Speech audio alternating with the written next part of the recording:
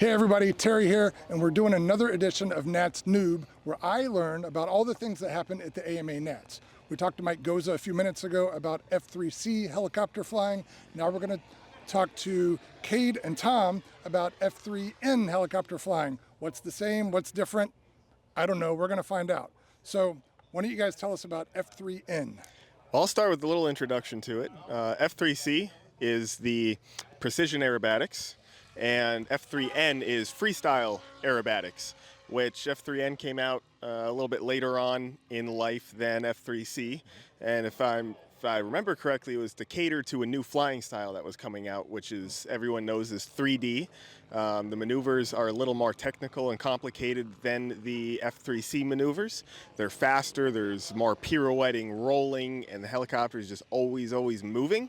Whereas F3C is a very precise, slow, calculated flying style. And Tom here has been around since the inception of the entire sport, and I'm sure he can tell you a little bit more in detail about the differences.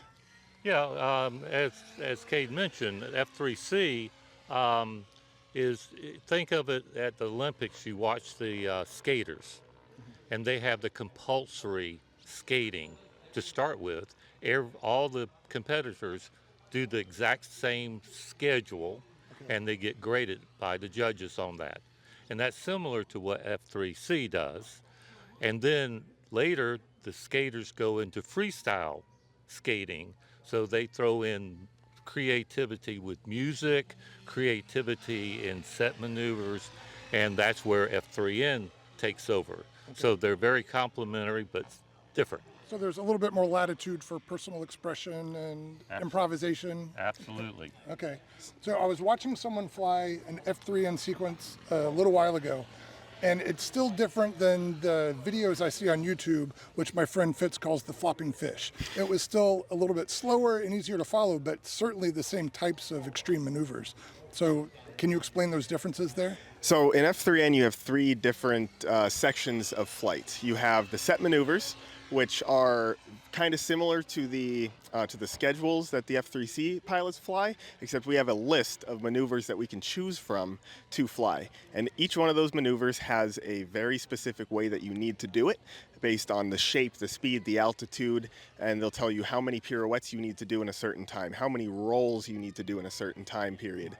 And then you move into a freestyle round, which is not accompanied by music, where the point is to impress the judges with harmony in the flight, transitions, make everything smooth and flowy, and show something that maybe you've never seen before. There's a huge wow factor in the freestyle portion, and then same with the music flight, where the difference is in the music flight, you are intended to make it look like the music is flying the helicopter.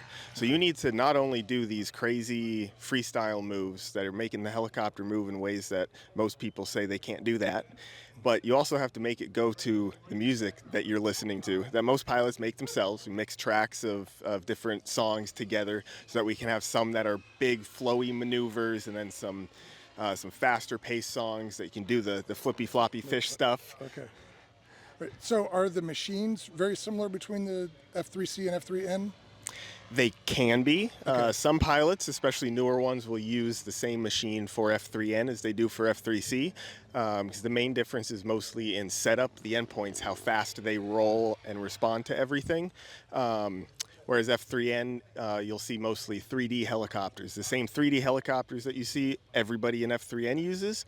But then when you get really competitive in F3C, to get that level of precision, you need that mirrored in the model itself. So the models that they fly tend to be much higher end. They're not something that you buy off the shelf frequently.